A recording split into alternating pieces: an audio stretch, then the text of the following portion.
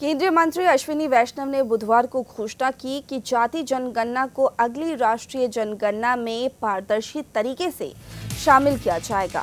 उन्होंने कहा कि इस आशय का निर्णय प्रधानमंत्री नरेंद्र मोदी की अध्यक्षता में राजनीतिक मामलों की मंत्रिमंडलीय समिति की बैठक में लिया गया।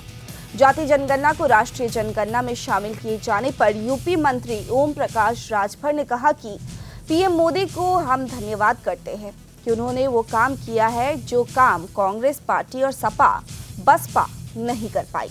अब इसे कोई रोक नहीं सकता। ये राष्ट्रीय जनगणना के साथ जाति जनगणना होगी। इसका फायदा उनको है जिनकी अब तक गिनती नहीं होती थी। जिन जातियों को अभी तक पीछे रखा गया उन्हें इसका फायदा मिलेगा। देखिए, सबसे पहले तो हम देश के प्रधानमंत्री माननीय नरेंद्र मोदी जी को धन्यवाद देते हैं कि आपने वो काम किया है जो काम 50 साल दिल्ली और लखनऊ में शासन करने वाली कांग्रेस पार्टी और कांग्रेस के साथ सपा बसपा सहित तमाम दल मिलकर के देश में सरकार चलाए और बाबा साहब डॉक्टर अम्बेडकर जी संविधान में जातिवार जनगणना का प्राविधान दिया है, लेकिन इन लोगों ने नहीं किया। और उस काम को अगर कोई किया है तो आज कैबिनेट में मुहर लगा करके हमारे देश के प्रधानमंत्री जी ने कैबिनेट से घोषणा मुहर लगा दी कि जातिवार जनगणना होगी।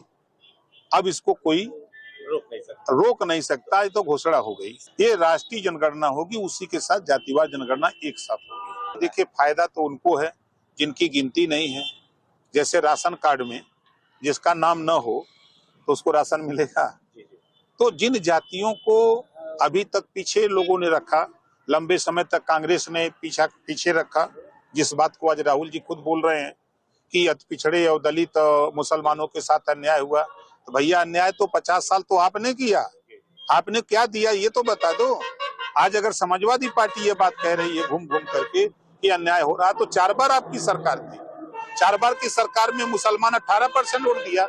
आपने उनके लिए क्या किया? अति पिछड़ों के लिए क्या किया?